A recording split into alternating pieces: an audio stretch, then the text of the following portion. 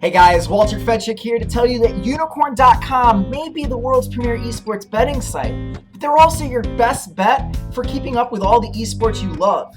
With their site's newest update, they've reinvented their Live Now system and created a TV guide style layout to find out when your favorite teams will be playing next. And if that isn't simple enough, they've even added a search bar to help filter it down even further. And even if you aren't a gambling fan, Unicorn's newest update is a must-have for any esports fan. And you might even discover your favorite new writer in their news section, where you've got my man Drowlin with some excellent CSGO content, and you can find some fantastic articles from my lovely co-host, Chase Wassenar, as well. So check out the new layout at Unicorn.com, because there are few places where you can stay up to date on all your favorite esports, and Unicorn can help. Unicorn.com. Welcome to the new eSportsbook.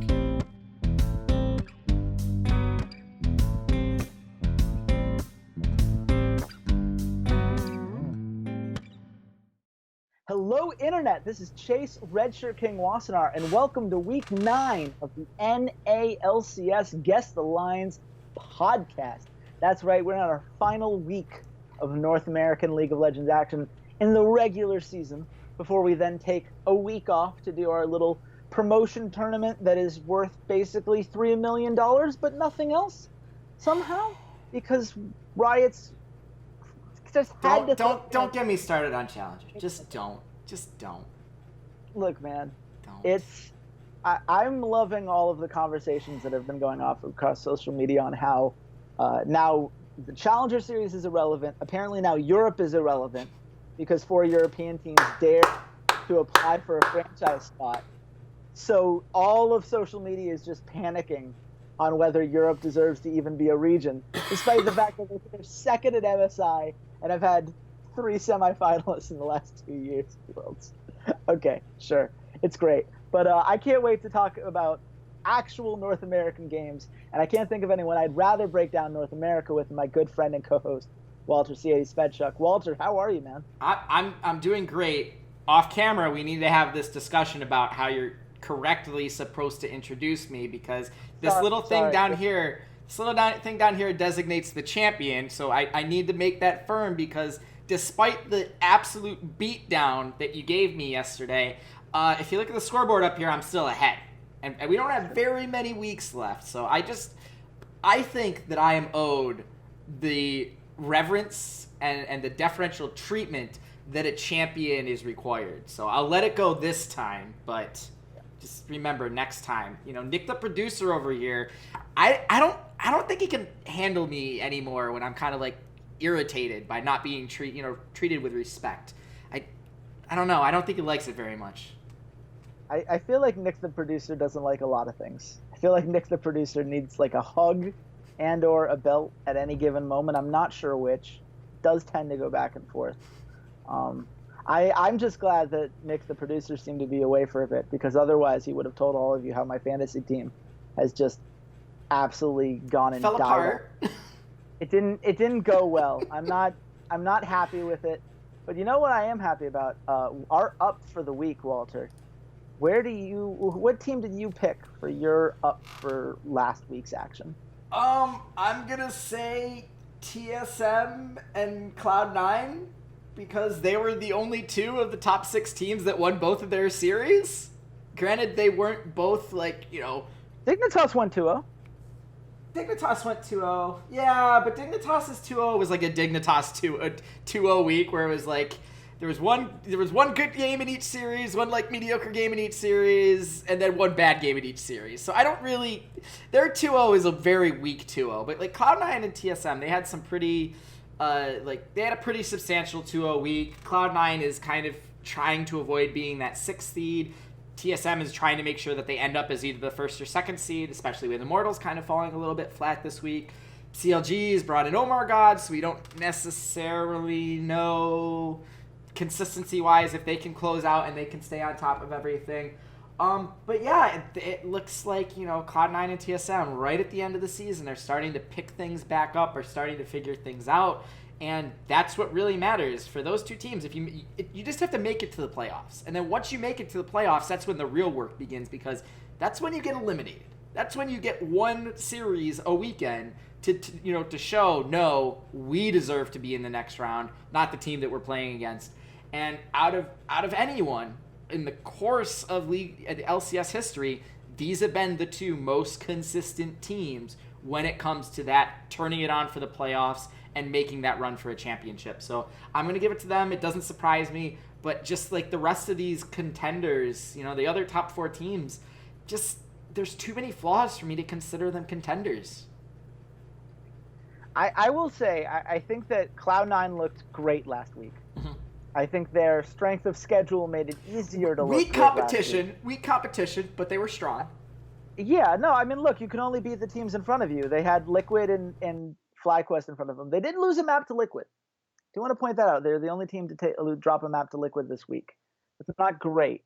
I also really didn't like the loss that TSM had to Envious. I thought there were some pretty big holes there that they could shore up. But, in a league in which nobody seems to be perfect, there is no team like what TSM was in the summer of last split, where they were just so far ahead of everybody else that it felt like this was just a foregone conclusion that they were going to win the championship. And all we were doing at the time was thinking, how far is TSM going to go at Worlds? I think we ended up with them in our top 4 when we did our predictions for that. And I don't think there's a team we would put at that level right now in North America, but it's like you said, Cloud9 and TSM took care of business. I had Dignitas to that group. I'm frustrated by the fact that they can't play map 2 for anything. I don't know why. It's always map 2. Doesn't matter what side they start on. It's first map, they're amazing. Second map, they completely just lose their heads and do really stupid things. And then map 3 is when they finally close things out, when they win, or it's kind of a very close game that they lose. You got to put it together for a full 5-game series. I can't imagine that Cloud9 or TSM is going to, allow you to get away with just throwing away a map like that. Mm-hmm. But, we joked that that was TSM in the spring split, right? They always lose map 2. If only they could figure out how to avoid playing like map 2, right? And then they got to the playoffs and they avoided playing like map 2. So I want to say that those teams did what they needed to do in my mind last week. And that's worth it, even if it could have been a little bit prettier. Now, Walter, every up does bring it down. There is no, giant peak that does not have a cliff on the other side. Walter, who is your down for this week? We are officially seeing the death of FlyQuest. I think this is the swan song. This is the watch them as they go out. I think all of them held on too long. Moon, I think, is the only player that is really going to have a career after this, and probably Wild Turtle, because Wild Turtle's been pretty solid on this team. Like, he's in the top half, he's in the top 5, lowest deaths for 80 carries in the LCS. And because there was this... Wild Turtle has died more times than any other 80 carry in the LCS. Oh, I saw a post that he was the only one that wasn't in the top 5. No, that post lied to you. Of his team. Yeah. I have no... positionally. Okay, maybe I misread the post. He has 110 deaths. The next closest is Arrow at 95. Okay, yeah, then Wild Turtle's career is probably over. Moon's probably the only one that is going to have a career after this. This is a group of players that have just held on too long. And the problem is that with franchising, you still need to have North American players, so it's inevitable that one or two of these guys are going to end up on rosters next split. Everything that I've kind of heard in the background points at maybe FlyQuest not being necessarily an organization, or maybe there being some sort of large change where it's not just the FlyQuest organization. Maybe they pair up with someone else. Who knows? But I think this is the end of the Balls High Lemon Nation kind of storyline, and they need to go their separate ways. They need to ride off into the sunset. Lemon Nation needs to become a head coach and just focus on the strategic aspect of the game. High is going to be a great spokesperson / general manager for one of these inevitable franchises, and Balls gets to go back and get swole. I think he just needs to go and hit the gym and become the world's smallest bodybuilder. Yeah. I looked up the thread that you mentioned just to help put in perspective how bad FlyQuest is. It wasn't out of their position. The 4 FlyQuest players, High, Balls, Moon, and Lemonation, have the 4 highest death counts in the league. Oh, that's what it was. Any position. There you go. Wild Turtle is all the way down at 11th, just because AD carries don't die as often. Out of the top 10, okay. He's the other to round out that 10. Xsmithy is at is 5th, excuse me. Aphromoo at 6th, Zig at 7th, Seraph at 8th, Ole at 9th, Sven Skaren at 10th. It's actually Shrimp at 11th, and then Wild Turtle at 12th. So it's, again, there aren't AD carries who die as often, which is the only reason Wild Turtle's not in that stat. But it does point to just how absurdly high the death counts for FlyQuest have been. They aren't just losing, they're losing handily. Their kill-death ratio right now is a whole 0.68. That is atrocious at this point in the season when these things are supposed to normalize, at least to a certain extent. They're just completely out of it. And I got to say, I would have liked to have been wrong on this because I like for teams to surprise me. But remember a few weeks ago on the podcast where I said I didn't think that FlyQuest was going to be joining franchising? Like, are we sure that FlyQuest is going to be this long-term franchise? I'm starting to feel like I may have accidentally tapped into something there, because this is a team that doesn't just look like they're struggling on the Rift. It feels like a team that has just become apathetic in terms of how they're promoting themselves and the brand and getting fans behind the team. I think that's one of the biggest reasons the social media side has been pushing against them so hard when you look at places like Reddit. So it's a rough place to go. It feels like they've checked out. Like, it straight up just feels like they realize they aren't doing anything, so whatever. It's just this very laissez-faire attitude, which I just don't agree with. Not if you're a professional. And that's why I don't think these guys deserve to be professionals anymore. Like, Moon and Wild Turtle look like they're trying. The rest of them, not so much. Not so much at all. It's not been great. I will say this. If I were to give a secondary down, hey, Envious, you needed to show up in at least one of these series this week. You're now all but locked into the 6th seed, excuse me. That's a little unfortunate. I don't think you want to play against Cloud9 or CLG in all reality. And now you have no choice but to play in on Red side, because you're 2 games back, which means you need to go 2-0 and have somebody go 0-2. And neither one of those teams can even take a single map, or else you lose the tiebreaker. And also, you can't lose a single map, or else you lose the tiebreaker. So what I'm saying is, Envious, you done goofed. I need more from you if I'm going to believe that you're a legitimate dark horse heading into these playoffs here. But you know what? We are legitimate, Walter, because you and I put together another 2-in-1 week. If you want to go all the way back to week 7 of the Guest Alliance podcast, we had Immortals plus 110 over CLG, Cloud9 minus 125 over Dignitas. The only thing that we got wrong was that we thought TSM versus Dignitas was going to go to 3 maps. And TSM decided not to show up for that series, so it didn't go to 3 maps. But that puts us right now, we are $521 in the black heading into this last week of regular season play. I don't remember the last time we had this much money to spare, Walter, heading into the final week. We've had some pretty high maybe combined we've had some pretty high numbers. Yeah, combined we definitely have had higher numbers, but 521 before the playoffs even start, because the playoffs are where you and I tend to really rake it in. Yeah, because we make fewer bets, but they're all good mostly. But here, let's keep this hype going. We're gonna start week 9 here with Envious versus Immortals. Walter, you already heard what I had to say about Immortals. About Envious, excuse me. What were your thoughts on Envious here?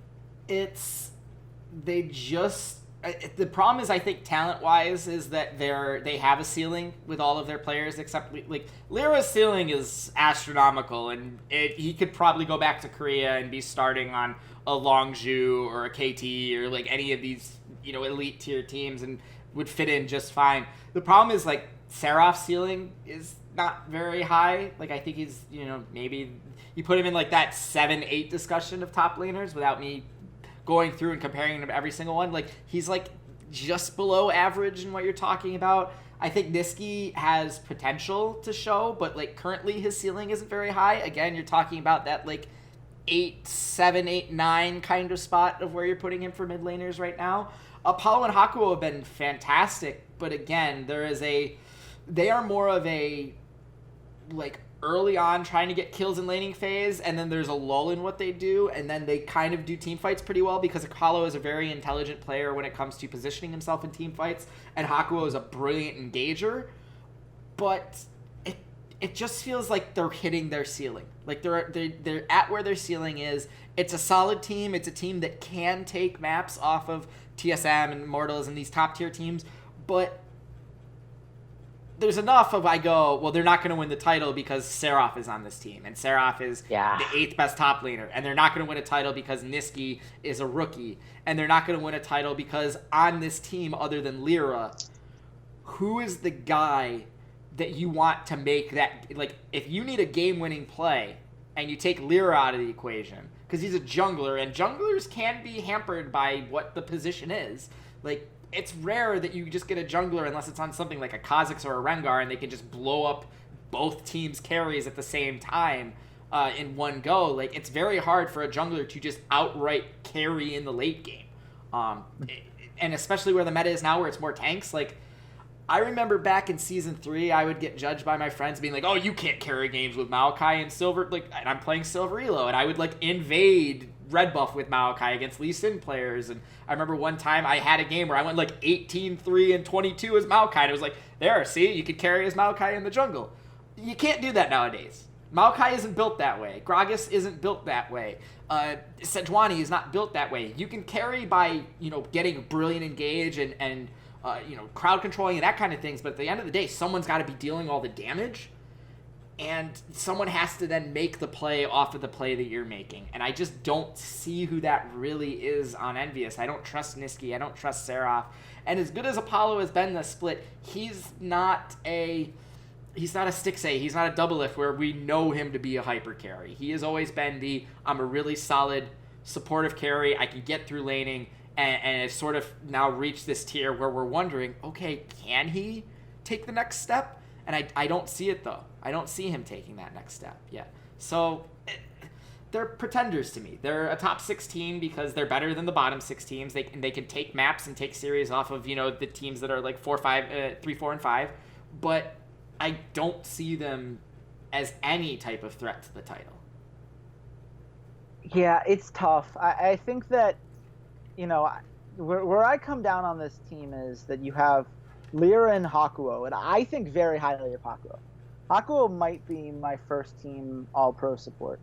I go back and forth on that. I think he, Ale, and Biofrost are the 3, and anyone else in your list of 3 it just seems wrong to me. I think those 3 have clearly asserted themselves, and I go back and forth based on the day of which one I appreciate more, and which skill set I think is more relevant.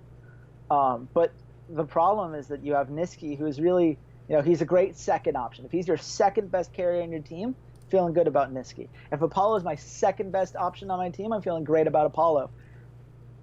But Seraph is just a dead weight in so much of what he does mechanically and in so much of what they need in team fights, and it just puts this extra pressure. They can't have a team of like 3-2 options, which we have seen be successful at different points with different types of squads. It's very tough as a hill to get over. And against Immortals, I think that this is one of those series where if they lose map 1, Envious will basically be eliminated from being anything other than the 6th seed. And I think it's going to be very hard to convince them to bounce back. I think that's a very tough position to come back from. Where do you think the line is, Walter? I'm going to say Immortals minus 250 because Envious is a good enough team that Immortals doesn't deserve to be in like the 300 range. I said minus 250 as well, so we're going to split this one. Okay. It is Immortals minus 278, which puts Envious at plus 200. 3 maps is plus 115, and Immortals 2-0 is plus 120. I don't, like I said, like there's just, it's just because there's nothing to play for. Yeah, they're both just as likely to happen. Yeah, we're gonna have to come back. There might be some value there. Next up, Dignitas versus CLG.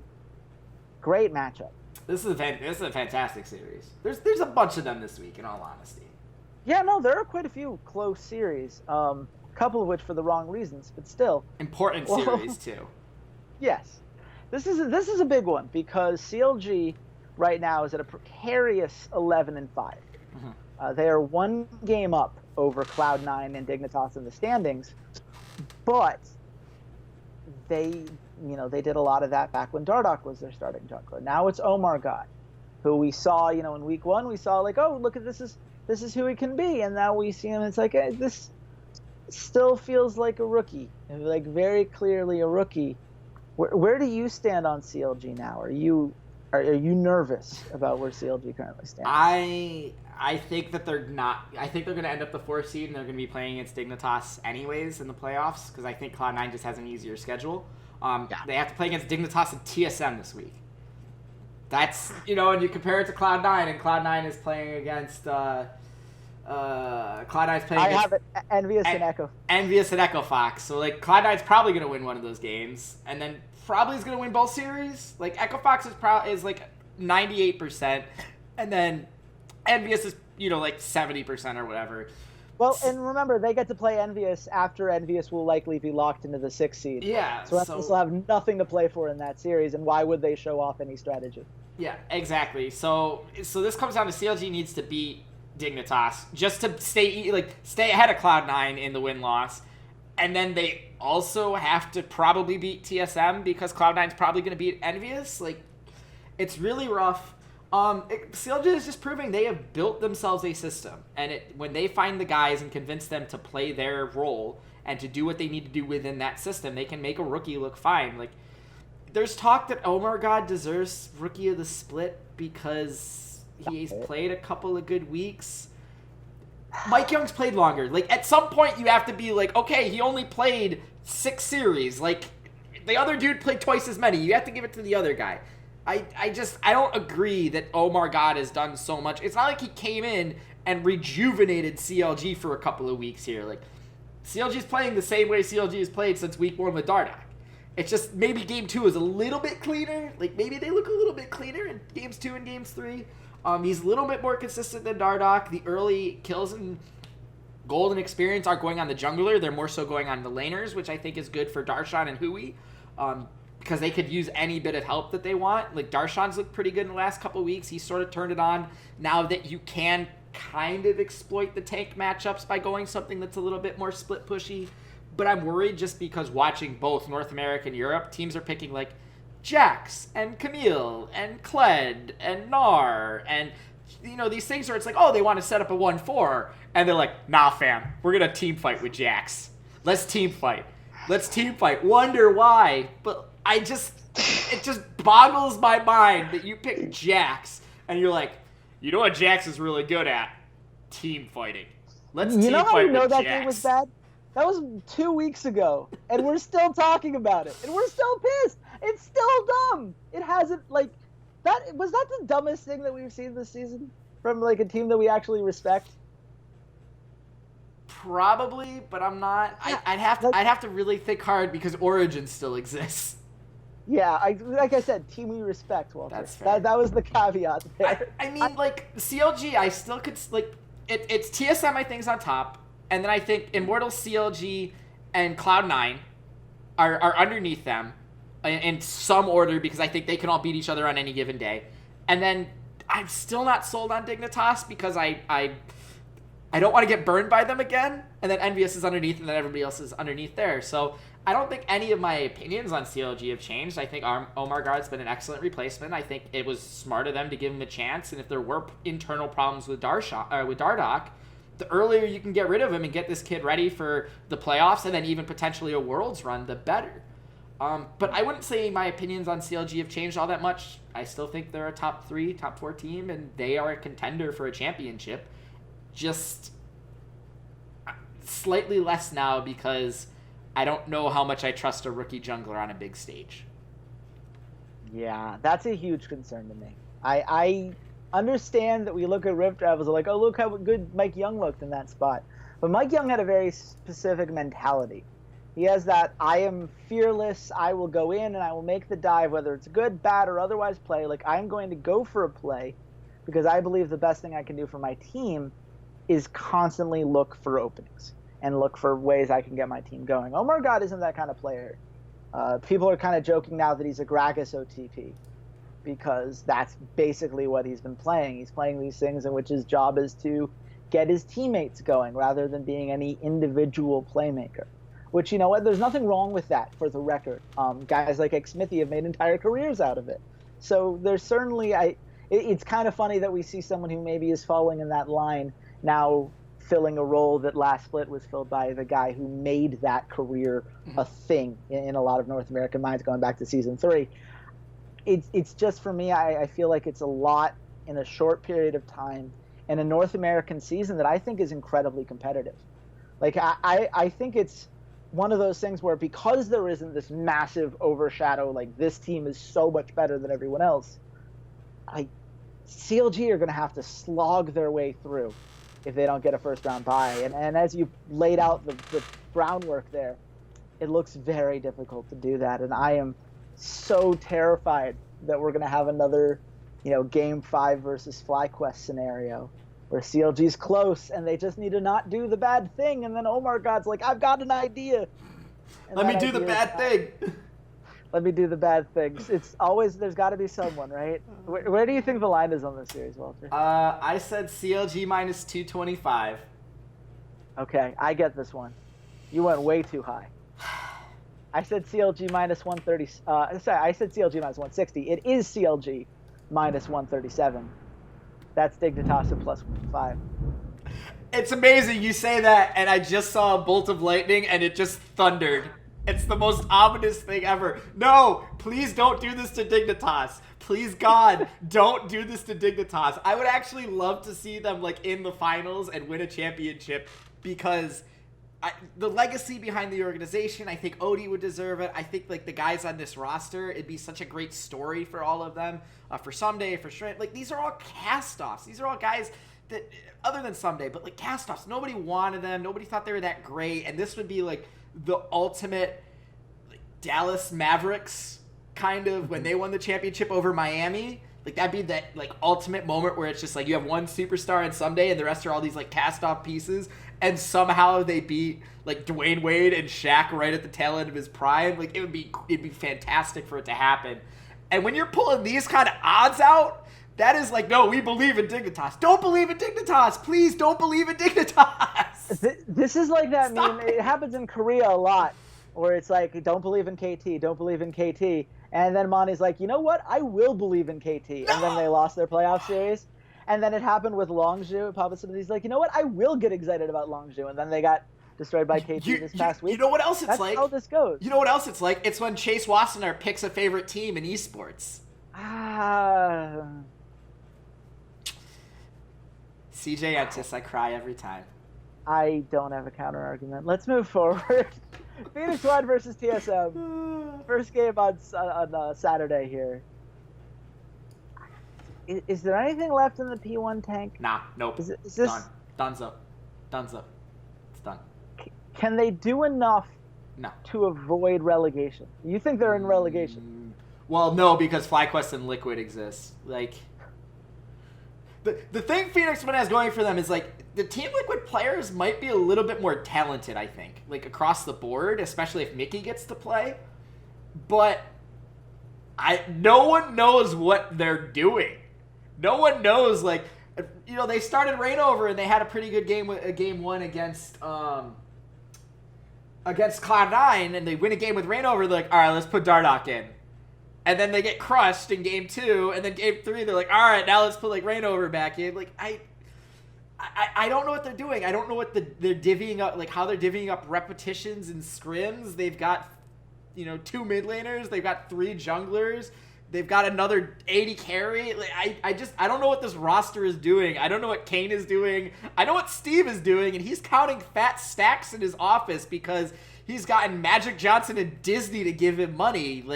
Again, Steve is a brilliant businessman. He is a terrible League of Legends general manager and is terrible at hiring the people to help him make those kind of decisions. So with all of that just like cluster of uncertainty around Team Liquid as a whole, I'm going to give Phoenix One a little bit more credit, even though we thought for like 2 weeks Rio was going to like peace out and be, no, I don't want to play anymore, and then surprise he was playing. So I don't know. I would say Phoenix One is most likely not going to be in relegation just because of the absolute crap show that Team Liquid is right now. And then FlyQuest is okay. I think it says so much about how much of a circus that Team Liquid has become that I asked you about Phoenix One, and your immediate response was to dig into how crazy Team Liquid has been, which, to be fair, is the correct response. We know about Phoenix One. Like, Phoenix One has a great jungler, has a bot lane that doesn't seem to be clicking the way that they should at this point, a mid laner who is both fed up and burnt out, but also refuses to get off the rift, and a top laner who's really bad at League of Legends. Like, that's just where they... Zig is bad, man. I'm out. Yeah. I'm done. Yeah. I'm throwing in the Yeah. towel. I have sold... Yeah. I sold all my Zig stock like weeks ago. Now I'm talking to my friends and telling them to sell their Zig stock. That's where I am. I'm so done. It's frustrating. Here's a question. Here's a question for you then. Here's a question for you. I get a question. I have a question for you then. Since if you're a team, if you're a new franchise, let's say someone doesn't make it in and you're a new franchise owner. Let's say you're Steve Ballmer from the Clippers. You hired a general manager. You're all there. You're sitting down and you're going, okay, I could choose between Zig or Lorlo as my top laner for this team because it's got to be an NA talent because I'm going to Korea for my AD carry and my jungler, let's say. I already got those, but I got to have NA talent in my top lane. Lorlo or Zig? Lorlo. And I didn't have to hesitate. Zig or Licorice? Licorice. Oh, absolutely Licorice. Okay. Fair enough. Yeah, I just wanted to ask you that. I just wanted your opinion. Yeah, no, absolutely. And to give a deeper explanation, Licorice because he actually has potential, and I think he could be a good League of Legends player with enough time and coaching and whatever else. I think Lorlo's a change of scenery guy. Yes. I think if like Darshan decided to retire, Lorlo on CLG would be a perfect fit. I like that a lot. Right? That's a really good point. Like, I think he could have like a Haunters level breakout if he got onto the right team. Because I still believe in him. I still think he's a really good player, and I think he's lost in this sort of quagmire of Team Liquid storm. You know what else has gotten lost? Our line for Phoenix One versus Team Solo Mid. What do you think it is, Walter?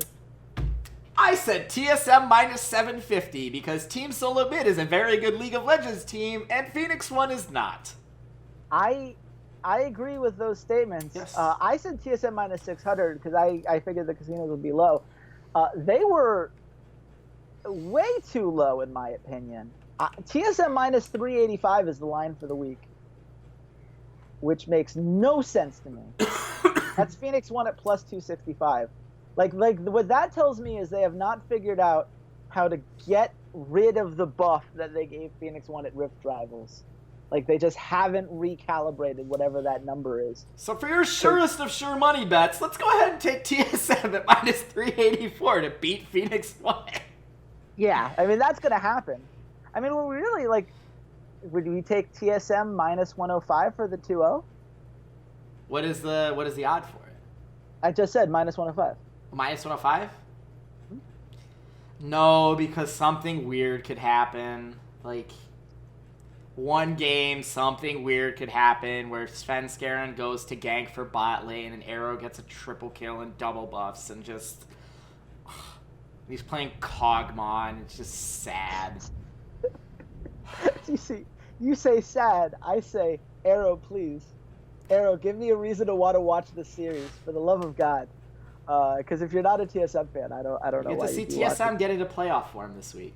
They get the punching bag to warm up for CLG, then they get to wipe the floor with CLG and remind everyone, like, hey, we've never missed a North American LCS final before. Why don't people talk about that more? It's kind of weird how everyone's like, yeah, maybe TSM won't make it when we've made it every single split. Oh, don't worry, Walter. TSM fans never let us forget it. Like You're every week of this damn podcast. right. We're going to move on. Envious versus Cloud9. Very interesting series. Again, I wish that this was the first series that Envious was playing, because it's very likely that they won't have anything to play for by the time they hit the Rift here. Which, it's always a big question. Like, I don't know how much of that plays into the minds of the players. I'm sure, like, coaching-wise, you pick and ban differently if you want to make sure that you're not revealing anything for a playoff series, especially because these teams could theoretically be playing against each other if things work out the way you and I think they will. So outside of that, in a world in which Envious is giving it their all, what would be the thing you're most excited about with the series? What do you expect to see? I mean, I'm just watching Envious to watch Lyra, and again to watch guys like Apollo and Hakuo. Like, Apollo and Hakuo have reached King status for me, where I just love watching them play because they're underdogs. Like, Apollo and Hakuo never should have been this good. We decried them for a while, and they played pretty well last split, and then this split they took it to another level.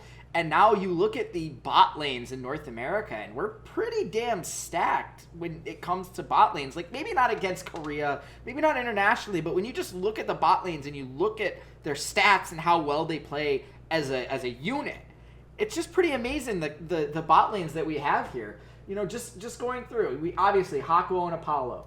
We have guys like Sneaky and Smoothie. We have Aframu and Stixay. We have Cody Sung and Ale. We have Arrow and Xpecial, which I think is a pretty good bot lane. We've got Alltech and Adrian. Alltech and Adrian coming out of nowhere. Apollo Hakuo, Biofrost and Doublelift. Like, the worst one is either Wild Turtle and Lemon Nation or Matt and Piglet. And one of those players are world champions. So, you know, context not really mattering at this point. But, like, Keith and Gate? Yeah, Keith and Gate. That's right. I always forget Keith and Gate exists because they're actually the worst bot lane. I wish I could forget Keith and Gate were a bot lane as well, Walter. That's a very nice power that you have. Yeah, they're just they're fun. They're a mid-tier team. You need to have mid-tier guys. You need to have your Sami Zayns and your Dolph Zigglers in the world. Like, they have to exist, and they're good fundamental guys. And Envious is a good fundamental team to watch, and they have their splashes of brilliance when Lyra does something absolutely bonkers. And they have some moments where they, you know, mess something up, and it's usually Seraph. And as much as we kind of hammered Seraph earlier, like, he's not the best player, but he's serviceable. I think to be an LCS top laner, you have to be as good, if not better, than Seraph. And sure. I think, because he's pretty consistent. He doesn't have any games anymore where he absolutely pops off and goes, you know, 10-0-1 on, like, Fiora. He's the kind of guy who's like, no, I'm going to play something that is more team-centric. I'm going to concede a little bit of space in laning phase unless I'm playing Rumble, where I'm just going to flame splitter and push. And I'm going to try to be the first guy into the fight. I'm going to try and be the first guy that's disrupting everything. I want to be the first guy to go down because I'm not the carry. They can afford to lose me. And I think now that they've had more of an identity with Hakuo becoming a secondary or more primary shot caller for the team, that helps, where if Seraph goes down and he shuts off because he's been getting camped all game, there's someone on the backside that's able to pick up the slack, and Seraph can just be, I'm going to run in his Rumble, I'm going to throw down my ult, I'm going to, you know, Flame Spitter and Zhonya's, or I'm going to run in his Maokai, I'm going to flash onto the carry, I'm going to try and deal, you know, disrupt as much as I can, or Gragas, or any of these other champions. So to me, they're a solid, fundamental, middle-of-the-pack team, and that is enjoyable to me when you have to look at some of the other teams that we have, like FlyQuest, where it's just sad. Yeah, no, look, this is a fun team. I enjoy watching Envious at their best. I think that they have certainly had some very fun games. I think Lyra is always an X factor. I think that always will keep games interesting. I think Hakuo will ensure that they always have at least one threat by the time you get to the mid to late game. And one of the things that I like about them versus Cloud9 specifically, Cloud9 has such a single-minded approach to the game right now. It's like, hey, so we're going to get Jensen all of the gold, and then he's just going to win the game for us, okay? Okay, let's do the thing. And Jensen right now is having one of the best regular seasons in North American history. I want to say that he is having an amazing season, even better than last season where he was my first team All-Pro mid lane. I don't know how I feel about him this split. There are some different things I need to consider, but he's a very great player, but that's where they put all of their eggs. All of the eggs are in that Jensen basket. And if you're envious, I think you can exploit that. I think you can do a little bit of a better job moving around the map. I think that Apollo and Hakuo can absolutely win that bot lane. And I think that Lyra is the better jungler. And I think that as long as Niski can hold his own, like, it's not like Impact is going to be this monster that just tears Seraph apart, right? So here's the problem is you can't just have Lyra stay mid. You can't. And that is what Niski is going to need, is he is going to need someone to babysit that lane the entire laning phase, because it doesn't matter what Jensen is playing. When he sees that opportunity to throw out an Orion on an ultimate and, you know, take 5/8 of your health and kick you out of the lane and make you go back and then start taking disadvantage and then start roaming, like, I don't trust Niski to go one-on-one with Jensen. Jensen can outplay Bjergsen in the one-on-one, and Bjergsen is the best mid laner in North America. Yeah, I said it. I still think he's the best mid laner in North America. And I just don't think Niski can do it without himself. So then it's like, okay, well, Lyra is this amazing jungler. He should be able to come up with all these weird gank paths. He should be able to get in there. He should be able to, you know, mess some things up. He's got to do that 2 games. And if you're doing that in 2 games, I know Reaper is smart enough that he's going to move contracts around the map, and he's going to set up his other lanes to succeed, get them into good matchups. Seraph isn't this overpowering laner. Like, Impact hasn't been great in the lane, but it's not like Seraph is going to crush him. So that's something. Seraph's Reaper, not winning you again. Yeah, so that could just be something Reaper just goes like, all right, we're going to put Seraph into a bad matchup. I'm going to focus on that in pick and ban phase and getting something like Maokai versus Gnar and just letting Impact go crazy, because let's not forget, at the end of last summer, Impact got into this groove on playing Gnar and almost single-handedly carried Cloud9 into an LCS title and the #1 seed coming out of North America. Like, let's not forget that. And Impact has slowly been improving over the course of the split.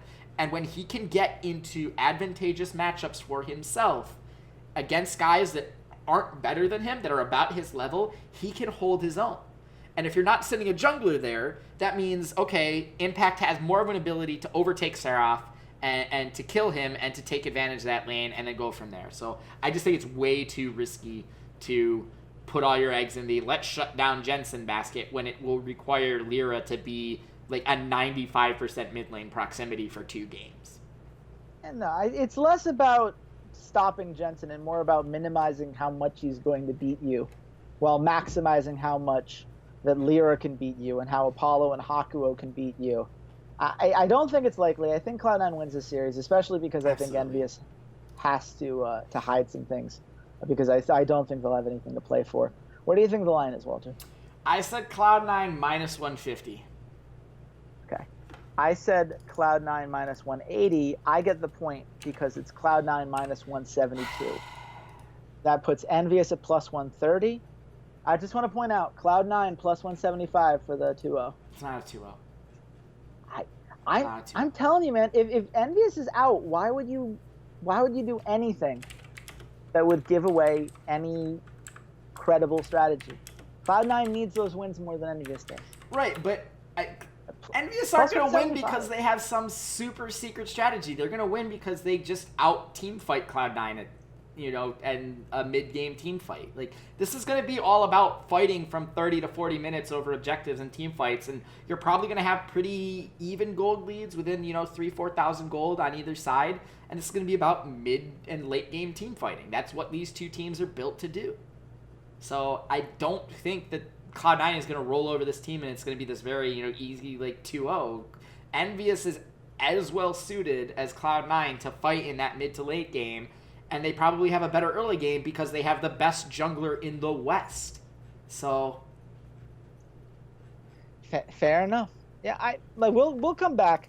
We're gonna breeze through this next game because it's the last week of the season and we don't have to pretend to care anymore. FlyQuest versus Team Liquid. Where's the line, Walter? I had Team Liquid at minus 135. You get this by 5 points. Hey, there we go. Because I said Sweet. Team Liquid minus 130. Okay. It is Team Liquid minus 137. I got you. Okay. Which Yeah, they're pretty is even. fine. They're pretty even. FlyQuest plus 105. I mean, yeah, they're both bad teams. Team Liquid gets a little bit of a bump because they have a bigger brand name. These are your relegation teams. Yeah, I look forward to not having to talk about these rosters anymore. We're not going to care about the promotion series that only counts for $3 million of someone else's money, are we? No. Are we watching that? Okay. I mean, I might just because it's E United and I love Clerky, but you know. Yeah, sure. Shout out to Clerky if you're listening to the pod. But yeah, I draw the line at tournaments in which the only prize is a millionaire not having to spend an extra $3 million. That's just a hard tournament for me to buy into. I'm sorry. I can just imagine Waylon Rosell and the rest of the esports teams be like, hey, you guys know what? Here's what we should do for the promotion tournament. We should give whatever teams win it not a $3 million penalty for when they try to buy into the LCS. I think that's what we should do. Whichever teams lose, $3 million penalty. I think that's a great idea, guys. It is up there with building a wall between the United States and Mexico. Totally, and getting them to pay for it. It's right up there with it. Brilliant It's got to idea. be see-through, though. It's got to be a see-through wall. It's got to be a solar panel-powered fine. Nick Allen is rolling in his chair at Twitch headquarters going right now, like, this is the stupidest thing ever, and I always find CLG for what other people did. Nick Allen completely vindicated. We're going to move on. Echo Fox versus Immortals. I don't think we need to talk about Echo Fox. Give me 60 seconds on Immortals. Where do you stand on them heading into this last week of the season? Flame's going to win MVP. I'm not sure I agree with it. Really? You think he is now? I'm glad of his case. I think it's the legacy thing. I think he's going to get voted for it because he's Flame and everyone wants to reward him for his existence over the past 6 years of League of Legends. I think Jensen probably should win it. I think Jensen's the one that deserves it, but it might be Flame. And I think they're okay. Like, I think they can win a championship. I think they're the most likely non-CLG Cloud9 TSM team ever to win a championship in North America. But I don't know. I don't know who the second carry is going to be every game of the playoffs. Like, they can make it work and bounce back and forth between Pobelter and Cody Sung, but it is also pretty high odds that Ale or Smithy are going to get caught out at the wrong moment in one of these series and lose them a series. It's possible. I always lean on the side of I'd rather be the one trying to make a play, even if it might fail, than trying to play so safe that you end up seeding the map. The Splice style of let's wait for a mistake. Aren't you the guy that always, like, makes fun of me for, like, a Kiwi Kid for, like, that exact reason? Yeah, well, if Kiwi Kid had a conversion rate of more than 15%, I might have felt differently. And actually, to be honest, like, Ale and Kiwi Kid, I feel like Ale is like everything Kiwi Kid probably aspired to be. Rich man's Kiwi Kid! Oh my lord, I called that like 6 weeks ago. Yeah, look at that. Right. You were absolutely right, and that's one of the things that it's fun to watch a version of Kiwi Kid that is good, and has an actual champion pool, and knows what he's doing. I will just say, I say this as an Immortals fan, I think that you can make a better case for Ale as an MVP than you could for Flame, and neither one of them should be in your MVP top 3 at this point. Flame got beat by Someday hard last week. Like, I don't think he's the best top laner in North America. I think right now, like, Darshan's got the best KDA. Someday has the best laning stats. Actually, no, Flame has the best laning stats. Someday has the most consistent post laning stats. Like, all 3 of those guys have had some good parts to them. But I don't think I can definitively say, like I could 3 weeks ago, that Flame is the best top laner in North America. Fair enough. I don't think we're there anymore. I think he's fallen off of that. Fair enough. I think it should be Jensen. Okay. If it's not Jensen, I think it should be Bjergsen. It's going to be it'll be Jensen or Bjergsen or Flame.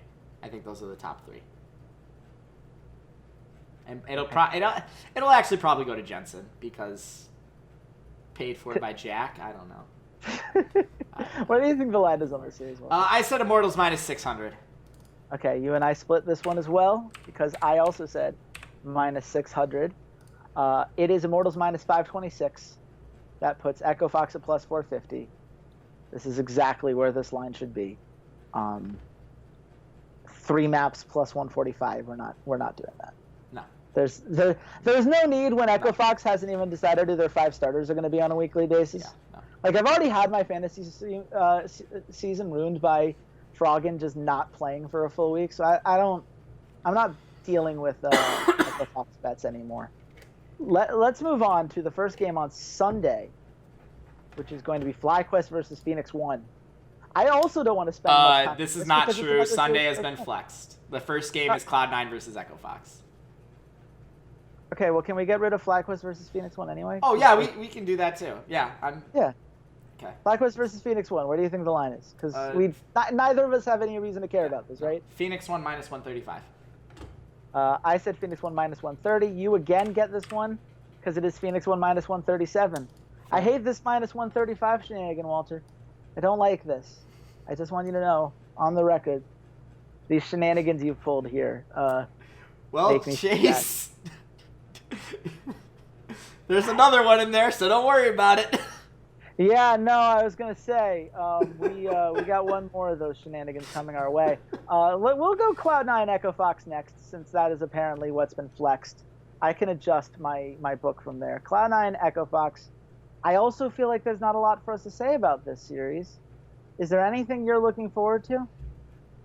Yeah, I'm looking forward to being done talking or watching Echo Fox, a team that literally only cares about existing in the LCS, not actually winning. So I had Cloud9 at minus 450. I said Cloud9 at minus 600. You're going to get this one.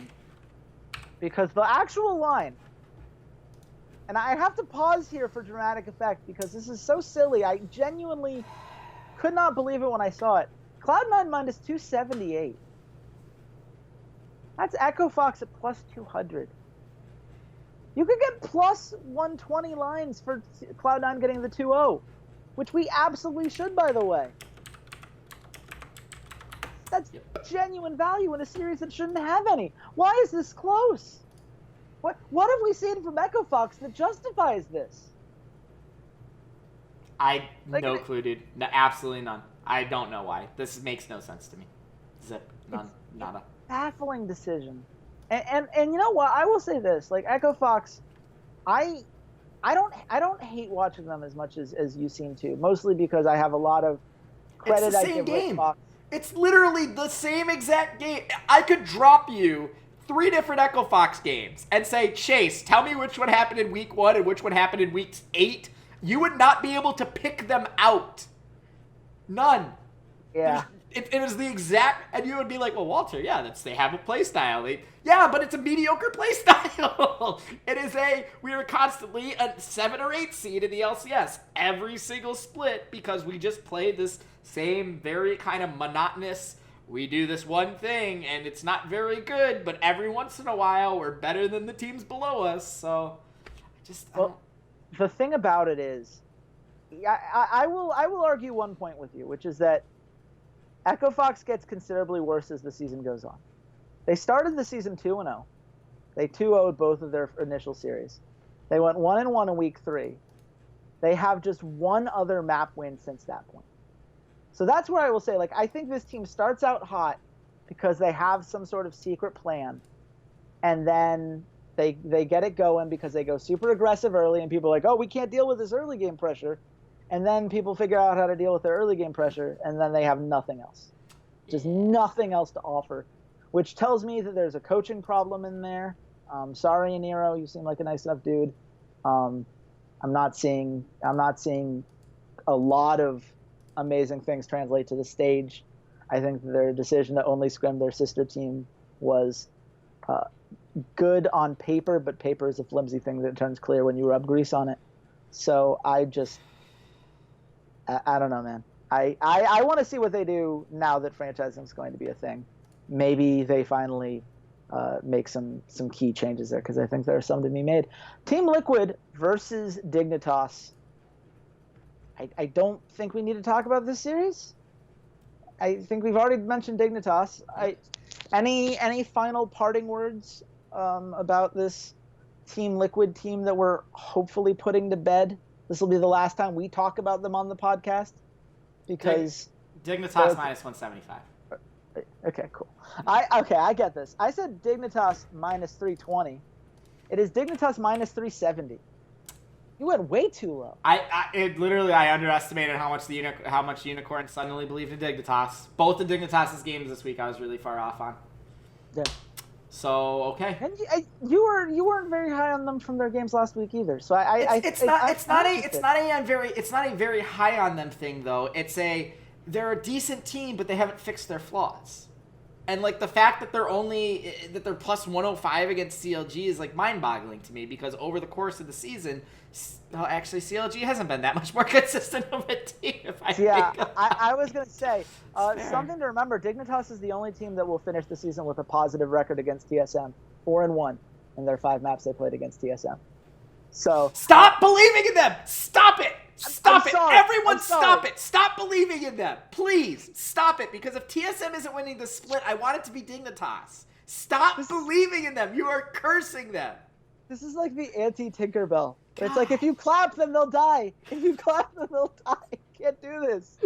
Don't do this to them. They need no faith. Santa's sled is powered by sadness. Don't love him. Be sad. Cry. God, wow.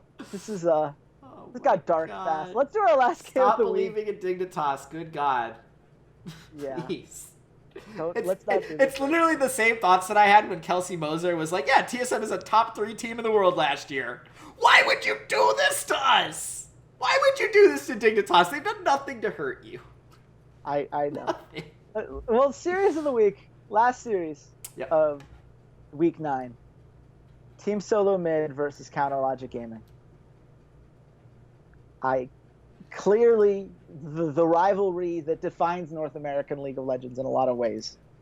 2 longtime teams that have a lot on the line in this series. As you mentioned, CLG needs this win if they want to hold on to the 3 seed, realistically. They definitely need it if they want to have a shot at the 2 seed, if they're hoping that Immortals or TSM falls flat. And meanwhile, TSM wants to be the top team. This is the split before Worlds. This is when TSM is putting the nothing is a celebration until we go to Worlds kind of mode, where they get all robotic, like this is just what they do on a Sunday. Yep. I hate it. Belichickian, yep. As Absolutely. a non-TSM fan, I absolutely hate it, but that's what they do, and they're damn good at it. So, Walter, what do you expect to see in this series? What do you expect to see? And if you're maybe playing the devil's advocate and being on the CLG side of it, what would you like to see? Like if you want to see CLG maybe rise to the occasion and make this a competitive finals. This is entirely on does Svenskeren show up or not. Oh, that's really going to be TSM's entire run going into Worlds. I think Haunter's been playing okay. I think teams have been focusing a little bit more, but he is a masterful tank player. Like, let's not forget last split when he was constantly playing all the damage dealers. We're like, why are you doing that? Play Maokai. You're good at Maokai. You're good at teleporting in and playing these crowd control disruptive team fighters. Like, no, I want to play Jace. No, stop playing Jace and Rumble. Play Maokai. I want to play Jace. He's a pretty good Gnar player. Kennen's out of the meta. Thank Jesus. I don't want to see Kennen top lane from TSM ever again in my entire life. There's only one player on TSM that ever should play Kennen, and he's the owner. He doesn't play anymore. But yeah, it really revolves, I think, around Svenskeren and the fact that CLG has this rookie jungler. Svenskeren can go in and beat the crap out of this kid. Like, make your game plan, get pushing laners. Let's go back to summer before last year when then everybody thought that TSM was a top 4 in Kelsey Moser's place, top 3 team in the world. They were picking lanes that always pushed. And they were pushing the enemy team into their towers. And they were letting Svenskeren go and run amok in the enemy jungle. And Biofrost, because he could trust Double Lift not to die in a 2v1 because he's not Wild Turtle, would roam in the enemy jungle and start placing all these wards. And you're starting to see that. You're starting to see TSM rebuild this, old version of themselves and go, okay, like, yeah, this is how I get it. This is how the meta is working now. It's all these pushing lanes. And now our jungler can be super aggressive, and he can do these kind of weird blind invades and actually have some backup, because we're not playing these things where you just want to sit back and relax. Tristana and Caitlyn are right in Doublelift's wheelhouse. Lucian's probably going to make a little bit of a way back. We've seen Corki come back in the mid lane. Bjergsen is a fantastic roamer. Talia's still a thing. You can always fall back on Orianna. We've got a Zillion that possibly can get pulled out, and that works really, really well against Corki and Lucian. That's something that I remember last playoffs, last summer playoffs and last Worlds, he would use that sort of his kind of counter pick to Corki's. It's just, if I'm CLG, I need to hope that Svenskeren just doesn't really show up. I need to hope that my jungler can be protected, can stay equal levels, and we can do CLG things, which is we're a team. At our core, there's no I in team, there's no I in CLG unless you lowercase the L and then it's a capital I in some fonts. But there's no I in CLG. There's not. They are a team at their core, and they are about making every single one of the other players around them better. And it's helped that Darshan has looked a little bit better the last couple of weeks. He seems a little bit more in his element. Their shot calling in terms of their engage has gotten sloppier, where they don't really have someone that's constantly willing to pull the trigger. It does seem a little bit more hesitated, and that might just be because of the champions that Aframu has been playing. But with like Thresh and with Blitzcrank and with like Braum, I want to see some good old-fashioned Afro-Moo, if you get my drift. I'm talking about the Mexican stealth cow that is known as Alistar's mariachi skin. I would love to see him play some Alistar, and I would love to see some like old-fashioned Stixxay Afro-Moo, Callista Alistar compositions where you're just throwing the Alistar in and you're blowing things up. He's done pretty good on Raken. I'd love to see more Raken out of him. But I just want to see more confidence in their engages. And I don't want to see them be this like, okay, come towards us, now we counter engage. I want to see them be somewhat aggressive, because against better teams, if this team does make it to Worlds, you can't sit back on your heels and wait for SKT to come to you, because they just won't come to you. They'll take everything else on the map, and they'll wait for you to be like, okay, we really have to contest this Baron, and then that's when SKT is going to kill you, or KT is going to kill you, or RNG, or any of these Chinese teams. So I want to see this week and going into the playoffs, CLG be a little bit more proactive and having confidence in their decisions to be proactive. TSM, just wipe the floor with these guys, take the #1 seed. We'll see you in Boston, because you've never missed a North American LCS finals in the existence of the North American LCS. And I think the last major LCS tournament last major North American tournament finals you didn't make was MLG Raleigh, and that was because you and CLG didn't go to the event, and Dignitas and Curse got punished and weren't given prize money because they agreed that in game 1 of that tournament they were going to ARAM each other. So North America is a better place when TSM is in their tournament finals. Let's just be honest. Look, this has been an era now that has lasted as long as the LCS has been a thing. And hail to the king. You got to give props to the guys that are currently the champs. TSM are currently our 2-time defending champs. You got to give them credit where it's due. Much like Walter Ceades Fedczuk. No, you're only a 1-time. Oh, no, you're 2-time too, yeah, because you got the Worlds as well. You're right. Yeah, you're right. That's right. I got to give you credit for that. Right. But I will say that CLG is a team that has the kind of mentality that you need if you're going to threaten the Kings. You have a team that is bought in to a clear system, that has an identity, and knows how to use that identity effectively. You're right that it needs to be done more actively. And right now, you see them right now, they have the 7th early game rating at 47.1. Funnily enough, TSM is only 47.9. So it's not like either one of them have been disastrous in the early game or all that great. There are just 3 teams that have been doing so much better than everybody else that it kind of skews the numbers accordingly. But overall, I think that this is a series that's going to be very, back and forth because I think no matter how good these teams are at any given time, these series are always close. And the fact that both of these teams happen to be really good just means it's going to be that much closer. Walter, where do you think the line is? Well, Chase, I don't know if you're paying attention to the scoreboard that's below you there, but right now it's 6-5. I've got a point lead. Yes. Yeah, Very happy and you know how you were complaining earlier about these minus 135 games that I've been playing you? And I said there was one more? Yeah. Well, it hasn't happened yet. And here it is. Yeah. TSM minus 135. Okay, sure. We split the week. So I'm gonna take this point right here. So thank you very much. You know what? I have considerable problems with this line. I have TSM minus 180 for the record. It is minus 137. It is the third minus one. Actually, the fourth minus 137 of the week. It's CLG plus 105, just like all those other minus 137 series. I just don't understand why TSM isn't more heavily favored. CLG has a rookie jungler. TSM versus CLG, Chase. It's TSM versus CLG. They're always close series.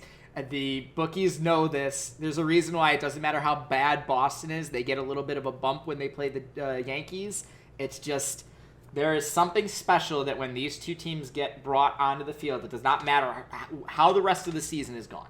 Something special happens when these two teams meet each other. And it's because of the longevity of the rivalry. I jokingly said before the James Dolan purchasing, the Madison Square Garden group purchasing CLG, that it's kind of funny that if CLG doesn't make it to franchising, it's going to be because back in Season 2, they went to Korea to compete in OGN, and TSM stayed home and took over North America. Because prior to that, CLG was really the dominant brand in North America. And then they went to Korea, they wasted that time, and TSM harnessed that and said, well, we're going to do all these vlogs. We're going to do all this, cutesy Odd One Goes to Subway. We're going to do all this streaming. And that's how TSM built up their fan base. And, they were also really, really good at League of Legends. So there's something special that happens when these two guys touch the rift. And ultimately, this is the final I want. Because this is the final I want at TD Garden. Stop it. Please, why? Why do we need to see CLG versus TSM Part 3? You know what I'd like to see? Any team that hasn't been to the finals at least twice already. Like, I'm tired. I want to now. To be fair, New Blood has to earn it. Yes. Like, I want them to be in the finals because they beat some people and really surprised us. This is why I would love for Immortals together. I'd love for Dignitas together. I'd love for Envious to grow a third limb and somehow get there. Like the proverbial whatever. Like I'd love to see it happen. You really do have to be a TSM. No, because I look at it this way. The best final that could have happened in Vegas was TSM versus CLG. Glitz, glamour, Vegas, it makes sense. Madison Square Garden, TSM versus Cloud9, which is a fantastic rivalry, and the battle between Bjergsen and Jensen potentially overtaking Bjergsen. It made sense. TD Garden is another kind of one of those places where, like, I don't want GGU versus TSM at TD Garden. I don't want that to happen. I want it to be two of the big three powerhouses that have been here since the beginning. And as much as I love Immortals, I love the organization as much as I love Dignitas as the organization. TSM versus CLG or Cloud9 packs more narrative oomph in it at TD Garden than Immortals versus TSM, or Immortals versus CLG, or Immortals versus Cloud9. That is so much easier to say when you're one of the big three.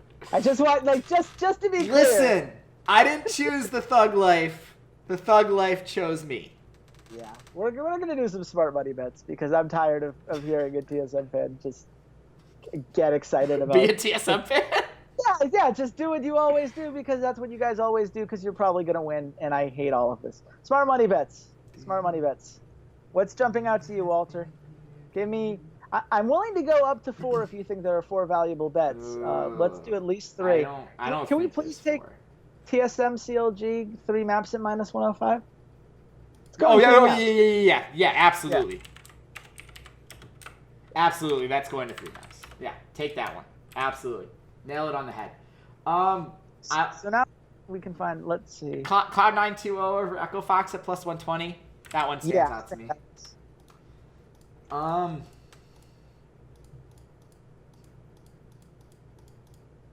I like Envious and Immortals going 3 maps at plus 115. Because I think that Immortals hasn't gotten clean wins against top tier teams. I get you. You're hedging your bets. You're now learning how to be a gambling fan. There you go. I'll take that one. Yes. I'll take that one. I also personally am going to take Team Liquid winning both of their series this week because I want them to lose both of them. Okay. I'm not actually doing that at all. I would never, ever waste a cent on Team Liquid. Ever. Yeah. I'm trying to see if there's any other bet that we really want to make. Do we like at all Dignitas plus 105 over CLG?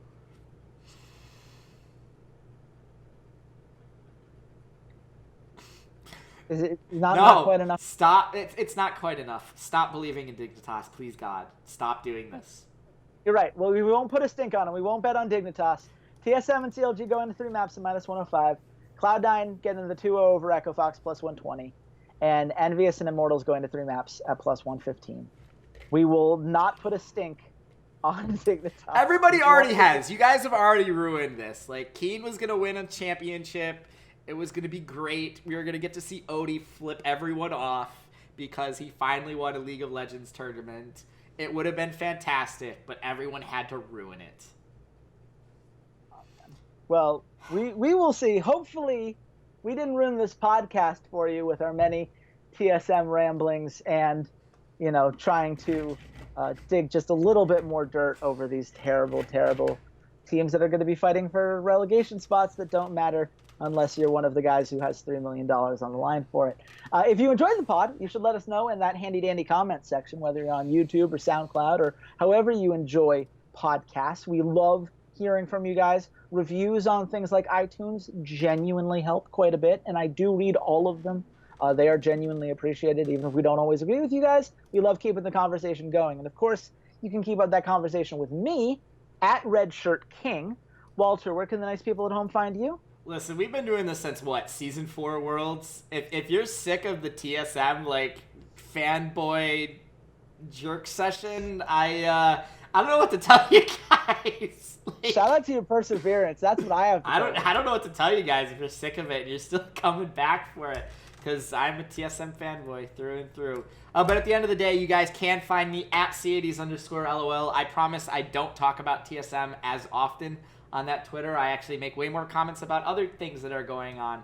Like James Dolan buying Counter Logic Gaming and not Team Liquid, even though I've spent the past 6 months calling Steve Aronset League of Legends James Dolan. I can't do that anymore because League of Legends James Dolan is actually James Dolan. And if you don't watch basketball, you don't understand it at all. And Counter Logic Gaming fans, I'm so sorry because you probably will. Yeah, I was going to say, I hope you never have to find out, but I've seen Dolan do literally anything before. So, we'll be rooting for you guys. I expect Chowster to be hired as your guys' general manager about 3 weeks after the end of the season. Oh God, please no, please no. One more thing, if you guys would like to see a more extended bit of my thoughts of this entire North American week, I wrote an article for unicorn.com. It's going to be in the description on this video. I went over everyone's schedule, what their path to victory, the likelihood of success, and where I project them to finish. So it's a nice little handy-dandy guide. If you've got a friend of yours who's like, I haven't been watching the split, what should I watch and why should I care? You can just show them this article. It's like, oh, this is what I should watch and why I should care. It's pretty well done, if I say so myself. And I should have something to announce to you guys next week. So stay tuned for that. Stay tuned for week 10 of the EULCS Guest Alliance, which we will do. I don't know that we're going to do anything for the North American Promotion Series. I'm not sure why we would, other than just masochism or boredom, or both, potentially. Maybe we'll do something else fun. Maybe Walter and I can think about things that we can do with that hour of time that would be enjoyable for you guys. So we'll get back to that. But until then, goodbye, Internet.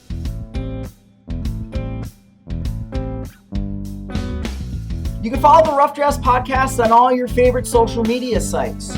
Twitter @Rough Drafts Pod, Facebook.com /Rough Drafts Pod, soundcloud.com/esportsroughdrafts, youtube.com/Rough Drafts Podcast, as well as on iTunes by searching for the Rough Drafts Podcast. The Rough Drafts Podcast is supported by our lovely Patreons at patreon.com/Rough Drafts Pod, and by viewers like you. Thanks for listening, and goodbye, Internet.